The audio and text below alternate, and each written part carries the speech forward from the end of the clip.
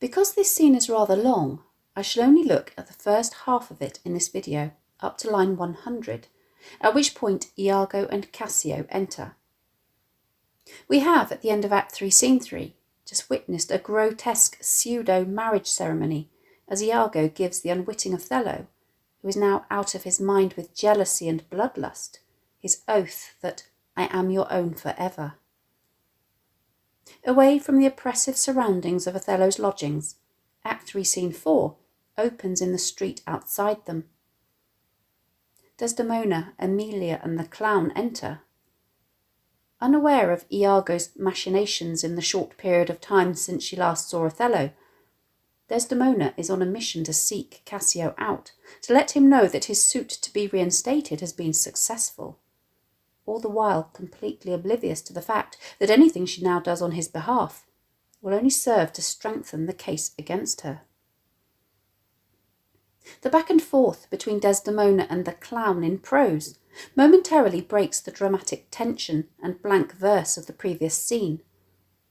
But do observe that the theme of deception is never very far away, as the clown's wordplay centres around the verb to lie, with the double meaning of to lodge, which is what Desdemona intends, and to make intentionally false statements, which is what the clown pretends to take it to mean. This interaction foreshadows Desdemona's interaction with Othello shortly after, when he too uses ambiguous language, alluding to deception, although this, of course, unlike the clown's wordplay, goes over Desdemona's head at this point. When Desdemona asks the clown if he knows where Lieutenant Cassio lies, he replies that he dare not say he lies anywhere, because he's a soldier, and for one to say a soldier lies is stabbing. In other words, to accuse a soldier of lying, wherever that may be, is likely to be fatal. Desdemona has no time for messing around and dismisses this with a simple "go to," rephrasing the question to make her meaning less ambiguous. Where lodges he? The clown, however, has not finished with her, remarking that to tell you where he lodges is to tell you where I lie. Desdemona is at a loss. Can anything be made of this? She questions. The clown clarifies that he doesn't actually know where he lodges, and that if he were to devise a lodging or make something up and say he lies here or he lies there, it would be to lie in mine own throat, i.e. he would be telling a deliberate lie. Desdemona asks him if he can ask around and find out, and when he finds him, to bid him come hither and tell him I have moved my lord on his behalf and hope all will be well. The clown agrees, remarking that it is within the compass of man's wit, and therefore I will attempt the doing of it. In other words, this task is within the scope of a person's abilities, so he will try. The clown exits, leaving Desdemona alone with Emilia. Desdemona, seamlessly switching to blank verse, now turns her attention to the other topic that is weighing heavily on her mind. Where should I lose that handkerchief, Emilia? Note how Emilia, suddenly loyal to her husband, which she hasn't seemed to have been in the past, tells Desdemona a blatant lie. I know not, madam. Desdemona reveals that the handkerchief is of huge sentimental value to her and is more important than money. Believe me, I had rather lose my purse full of crusados. In a moment of dramatic irony, however, she remarks that it's a good job that her husband is of too noble a spirit to degrade himself by feeling as low-minded an emotion as jealousy, as a lesser man would do just that in this situation. And but my noble Moor is true of mind and made of no such baseness as jealous creatures are, it were enough to put him to ill thinking. Is he not jealous? Questions a sceptical Emilia. Not a bit of it, responds the confident Desdemona. I think the son where he was born drew all such humours from him. The word humour did not have the same meaning in Shakespeare's day as it does in ours. At the time, it was commonly believed that the body had 4 humours or bodily fluids: blood, which was considered hot and wet; yellow bile or choler, which was considered hot and dry; black bile or melancholy, which was considered cold and dry; and phlegm, which was considered cold and wet, and that if these remained in balance, the body would stay healthy. Here it would seem that Desdemona is referring to the cold and dry black bile or melancholy, and that she believes the country of Othello's birth in North Africa was sufficiently warm to draw this from him. Just as Desdemona is saying this, Emilia alerts her to the entrance of the very man who is the object of their conversation. Desdemona decides that she will now just wait for Cassio to be summoned by Othello, because she has no desire to leave her husband at this juncture. Her solicitous inquiry after his well-being elicits the curt response that he is well, my good lady, while in a brief aside he reveals how hard it is for him to hide how he is really feeling. Oh, hardness to dissemble. He does, however, manage to reciprocate her greeting. How do you, Desdemona? Note how Desdemona's response, as she responds in kind, well, my good lord, mirrors Othello's own.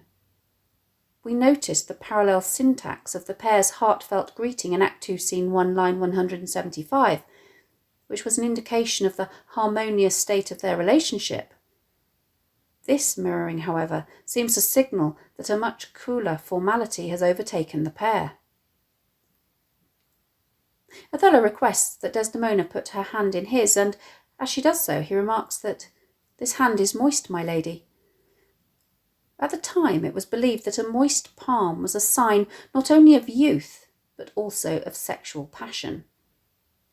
Note the dramatic irony here, as Othello is clearly hinting that Desdemona is promiscuous, while she, innocently, takes his remark at face value, merely responding that it is only moist because it hath yet felt no age, nor known no sorrow. Othello will continue in this part of the scene to use equivocal language that simultaneously has a more obvious complimentary meaning and a less obvious sinister one, to say what he is really thinking while disguising it under a facade of innocence. The fact that her hand is hot, hot and moist, he persists, is proof of its owner having a liberal heart. The adjective liberal at the time meant both generous and licentious or sexually promiscuous, and as such, he argues, it requires a sequester from liberty, fasting and prayer, much castigation, exercise devout. For here's a young and sweating devil here that commonly rebels. Note the use of a synecdoche here, where Othello is specifically referring to her hand, which he is actually meaning to represent her whole self. What she needs, he says, is to practice self-restraint, to refrain from eating and to engage in prayer, to undergo corrective discipline and other religious practices. In other words, she needs to behave like a nun, otherwise her lustful temperament will get the better of her. He finishes the speech declaring that 'tis a good hand, a frank one. The adjective frank here not only means honest, but can also mean revealing. In other words, the moistness of her hand gives her away. Othello's ambiguity, however, goes completely over the innocent Desdemona's head, and she continues to take what he says at face value, responding, "You may indeed say so, for 'twas that hand that gave away my heart." Here she is referring to the way in which she gave Othello her hand in marriage. But Othello could equally take it to mean that her sexual promiscuity, as indicated by her hand, has led her to give away her heart to Cassio. Anyway, she says, enough of this. What about the promise you made? Othello pretends that he doesn't know to what she is referring and asks her to clarify her question, which she does. I have sent to bid Cassio come speak with you. Othello, however, is not to be distracted. His next comment seems to be a non sequitur, as he ignores what she says. We, the audience, however, know that this is all part of his underlying strategy to put Desdemona to the test. I have a salt and sorry rheum offends me. Lend me thy handkerchief. On the surface, he appears to be referring to a miserable streaming cold that is bothering him, but he is actually alluding to a lustful humour, i.e. hers, that is causing him pain. Desdemona hands over her replacement handkerchief, but Othello refuses to accept it, demanding to know where the one he gave her is. He chastises her for not having it about her person. That's a fault. That handkerchief did an Egyptian to my mother give. She was a charmer and could almost read the thoughts of people. She told her, while she kept it, 'twould make her amiable and subdue my father entirely to her love. But if she lost it or made a gift of it, my father's eye should hold her loathed, and his spirits should hunt after new fancies. In other words, as long as she kept it, it would ensure that she remained pleasant and attractive, and that her husband remained faithful to her. If, on the other hand, she lost it or gave it away, he would hate the very sight of her and would look to other women. This speech is multifunctional. Not only does it give a background to the handkerchief which explains why it is of such importance to Othello, and therefore why its loss is of such dire consequence to Desdemona, but it also, as a seemingly charmed object that was given to Othello's mother by an Egyptian sorceress, represents Othello's own mysterious and exotic unchristian heritage that he otherwise appears to have turned his back on. We go on to learn that his mother bequeathed it to him on her deathbed so that he could give it, in turn, to his own wife. As she lay dying, she bid me when my fate would have me wive, to give it her. He finishes his speech with the warning, I did so, and take heed on it. Make it a darling, like your precious eye. To lose it or give it away was such perdition or catastrophe as nothing else could match. Desdemona is appropriately shocked as she asks, Is it possible? Indeed it is, returns Othello, expanding that it is interwoven with magic. A Sibyl that had numbered in the world the sun to course 200 compasses, in her prophetic fury sewed the work. In other words, it was sewn and embroidered in a frenzy of prophetic inspiration by a 200-year-old prophetess. The worms were hallowed that did breed the silk, and it was dyed in mummy, which the skilful conserved of maidens' hearts. The silkworms that produced the silk were sacred, and the red pigment of the strawberries was produced from mummia, a medicinal preparation made from mummified corpses, in this case extracted from the blood of virgins' hearts. The significance of the handkerchief is now firmly established. Not only is it a precious gift, the very first love token that Othello gave to Desdemona, but its mystical properties and its seeming power to change the future if it is lost or given away foreshadows the brutal end of the pair's marriage. The pattern of the red strawberries on a white background, the red dye of which actually consists of dried virgin's blood, is reminiscent of the bloodstains on the sheets of the wedding bed that would prove the virginity of a man's bride, and therefore means that the handkerchief has become a symbol of chastity and fidelity. As Desdemona realises the dreadful import of the loss of the handkerchief, although she is as yet unaware that Othello suspects her of having an affair with Cassio, note the confrontational and discordant back and forth between the pair for 10 lines from line 71, which is littered with questions and exclamations as Othello tries to pin Desdemona down while she, in turn, tries to evade his scrutiny. If faith is true, most veritable, therefore look to it well, then would to God that I had never seen it. Huh? Wherefore? Why do you speak so startlingly and rash? Is't lost? Is't gone? Speak. Is't out of the way? Heaven bless us. Say you? It is not lost, but what and if it were? How? I say it is not lost. Fetch it, let me see it.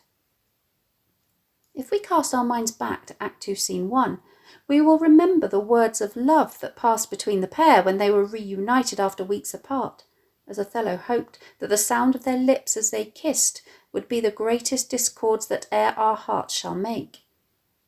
And then Iago's own muttered aside as he vowed to make them out of tune with one another, Oh, you are well tuned now, but I'll set down the pegs that make this music, as honest as I am. As we can see from the above exchange, he has made good on this threat. Note Othello's triplet of questions at line 76, which communicate his desperation to know the truth of Desdemona's infidelity. While he appears to be asking her about the fate of the handkerchief, he is actually asking her if her virtue is lost or gone. In conflating Desdemona's own chastity with the handkerchief, Othello succeeds in reifying it. In other words, the abstract concept of Desdemona's faithfulness to him has become a concrete object. If the handkerchief is lost, then so is she. The rest of the pair's interaction at this point of the scene has a similar tone of discordancy, as Othello becomes increasingly fixated on the whereabouts of the handkerchief, and Desdemona becomes increasingly desperate to change the subject by talking instead of Cassio. Fetch me the handkerchief, my mind misgives. Come, you'll never meet a more sufficient man. The handkerchief. I pray talk me of Cassio. The handkerchief.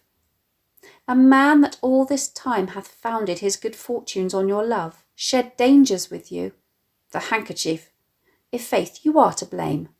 Zounds. Othello stalks off, leaving the two women in shock. Emilia repeats the question that she put to Desdemona just before his entrance. Is not this man jealous? Desdemona's former confidence has vanished as she responds, I ne'er saw this before. Sure there's some wonder, or magic, in this handkerchief. I am most unhappy in the loss of it. What Emilia says next is baffling. 'Tis not a year or two shows us a man. They are all but stomachs, and we all but food. They eat us hungrily, and when they are full, they belch us. In other words, she says, it doesn't take a very long time at all for men to show their true colours. They are ruled by their sexual appetites, and they see women as their food. Once they have devoured them and had their fill, they are of no further use to them. We can sense a note of bitter resentment and cynicism in this unpleasant image, as Emilia is surely speaking from her own experience. So why on earth does she not tell Desdemona the truth, especially as she has seen at first hand Othello's reaction to the handkerchief's loss and, as she seems to genuinely care about Desdemona?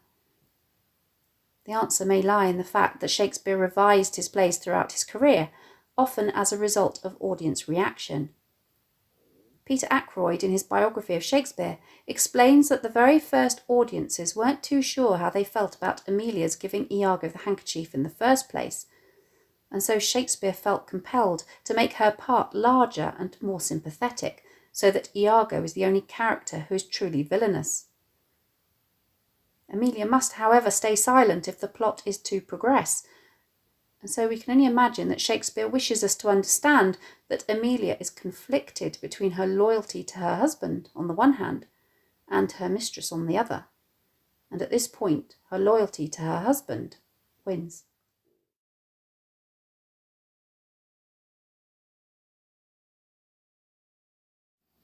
Thanks for watching.